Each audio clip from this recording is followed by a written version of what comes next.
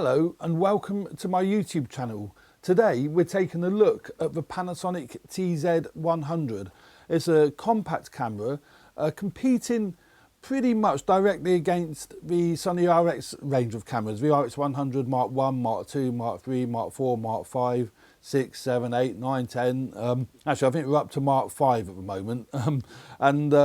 This really I think competes with the Mark 4. I'll be doing a direct comparison of this camera to the Sony a6000. The a6000 I completely adore. I love the a6000. It was one of the best cameras I've bought in the last year or so. It's a great little camera. Actually a friend of mine bought one, then sold it because he didn't get on with it. So if you're watching this, Paul, it's actually, you didn't know how to set the focus properly, did you? Well, it's a piece of cake once you know how to set the menus up. So next time I see you, Paul, I'll show you. Great piece of kit that. Love it, Paul. I've got the Sony G mount 18-105 lens mounted to it. It's a bloody big lens, but it's a constant f4 aperture, so it's great. I will be doing a comparison between this camera and the Panasonic TZ100, but I won't be using that lens because that's a very unfair comparison. I'll be sticking its 16-50 kit lens on the camera because that's a kind of a more direct comparison between that and this little baby. This one, Panasonic are sort of billing it as a travel camera, as one you can keep in your pocket all the time. And you know what, they're completely right, because you can. It's not compact in the sense you can shove it in a small pocket, but it's compact enough to fit in a little pouch or your jacket pocket or whatever. I mean, I use this little pouch on my belt and it works absolutely fine. That slots in there, no problem at all. It zips up, a couple of spare batteries in the pouch, job's a good one. So what does this camera have and why would you buy it? Well, as I say, you'd buy it because it produces extremely good pictures and fantastic video.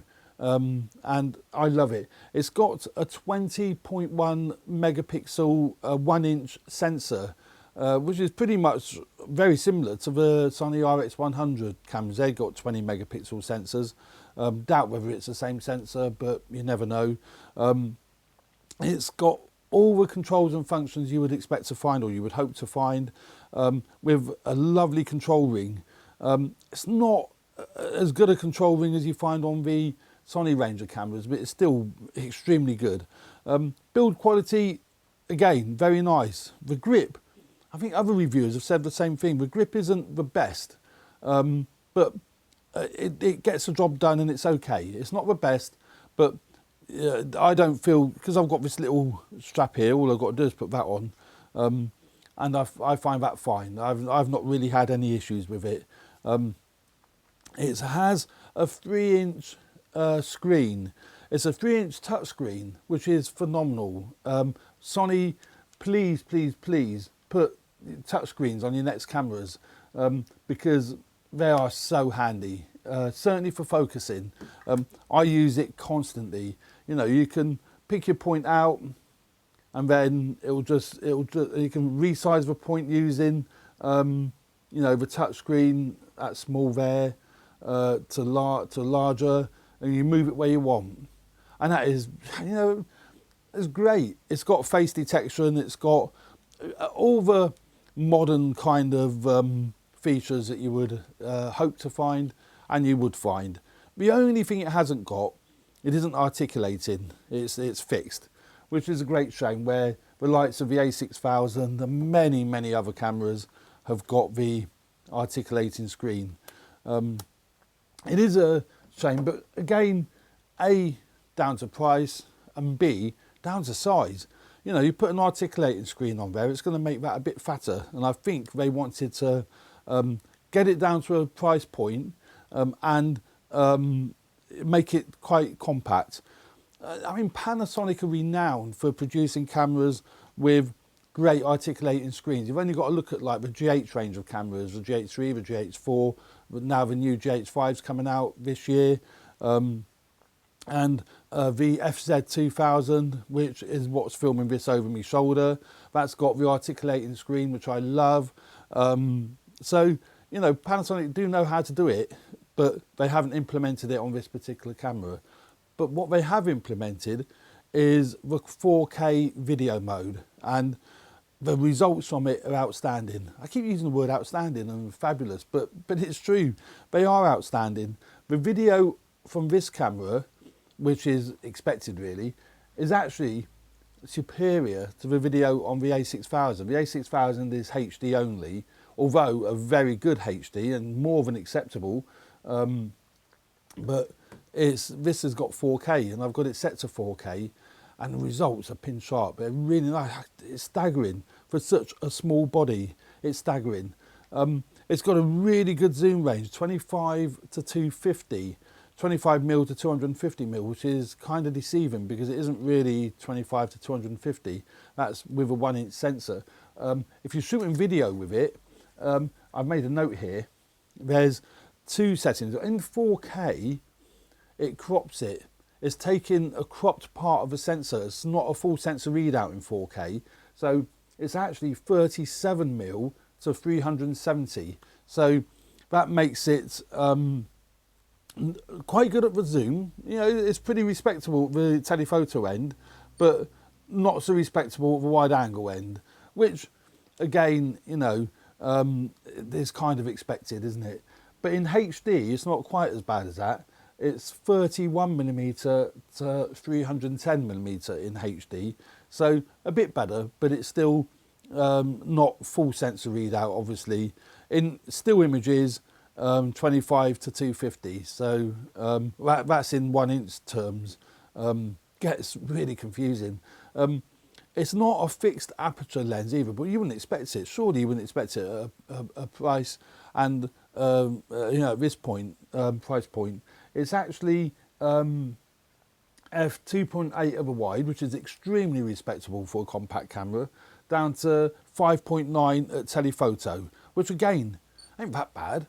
You know, 5.9 at telephoto. The ISO range is extremely good. I've taken pictures up to 3200 and they're usable. They're not great, but with a bit of noise reduction in Lightroom, they are usable. But up to 1600, you know, ISO, the pictures are great. You know, you can get some great images off this little sensor. It's, you know, the bokeh's reasonable. It's not going to win any awards, but it's pretty decent. And depth of field isn't so bad. As I say, you are limited because it's a 1-inch sensor. The bigger the sensor, the better the bokeh and the better the depth of field. But, you know, people have to realise this is a compact camera. It's designed to go in your pocket. If you want, you know, to get those professional results, buy a bigger camera, buy a DSLR, buy a Micro Four Thirds, whatever. Even that actually isn't a really big sensor. But I use mine predominantly for video, and you know, they are superb. They are superb for video. It hasn't got a microphone jack and a headphone jack, which again, neither has the Sony RX100 cameras. They haven't got microphone jacks or headphone jacks. But what I do, which is what I do with the A6000, because the A6000 hasn't got mic jacks or a mic jack or a headphone jack, so I use one of these. It's there's various ones. I've got the Zoom one as well, but this is the Tascam DR22WL, which I've done a review on. And then record the audio with this, plug a microphone into it if you need to, record the audio with that, and then post-sync it in Final Cut Pro 10 or Adobe Premiere or whatever afterwards. So it's, you know, none of it's complicated. It's easy enough. Oh, pardon me. And it's got various other functions. It's got your control ring around the body, and it's got your control ring. That's in play mode. It's got this control ring. I've got it set to aperture priority at the moment, so that will control the aperture. So will that, as it happens. That controls the aperture. But if you've got it set to, say, manual, then the ring around the lens will control the aperture. Although you can set it up to control whatever you like, but I've got it set to control the aperture, and that will control the shutter speeds. what else? It's got a specific filming mode. I've got mine set to 4K. It does it, shoots it at 100 megabits, so it's 25p 100 megabits, which is great. There's many other settings as well. There's AVC HD, I believe, MPEG 4, but that's what I've got it set to. Really, really nice. It's got a nice feel, function buttons, several function buttons. That one I've got set to ISO. Again, touchscreen to adjust them. Very good. You can adjust it via the wheel as well, but I've been using the touchscreen. It's very, very good. Battery life, pretty good. Yeah, I've got no real complaints about battery life. I've got 2 spare batteries. They're cheap enough to buy. But they last, batteries in this lot, I mean, Panasonic again are renowned for long battery life, and the battery life in this is excellent. You'll get, I don't know, I reckon 400-500 shots out of it, probably even more.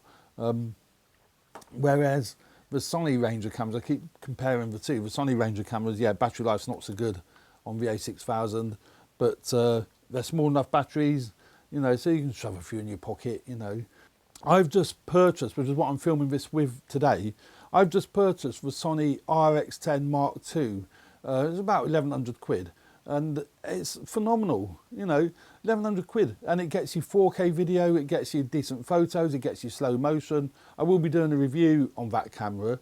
Today I've got the XLR adapter connected to it, so I can plug in me radio mics and me gun mics and what have you. So so there we are. That's a quick overview on my thoughts of the, oh yeah, this particular camera as well has got the viewfinder. It's only a 1.1 million dot viewfinder. It's a bit small really, to be honest. But again, look at the size. What could they do? It is a small viewfinder, but it works. It works pretty well. I don't use it a great deal, but I use it in bright sunlight. Yeah, it is there, and it's great that it is there, and it's great that Panasonic have. I don't think I would have bought this camera if it didn't have a viewfinder. You know, I do like viewfinders. That's why, you know, I love the A6000. It's got a superb viewfinder in the A6000, a lot better than the Panasonic, but it's a different style of camera. Look at that lens, that's awesome, isn't it? So there we go. So I would say if you're looking for a compact travel camera at a decent price that will produce superb video and superb photos, then go ahead and get the TZ100, because I can't assure you, but I'm pretty sure you wouldn't be disappointed. I mean, these are obviously my opinions, you know, but I really can't see that you would be disappointed. It's nicely made, it's well made. Battery life is good. Shame it hasn't got the articulating screen, but you know, hey ho.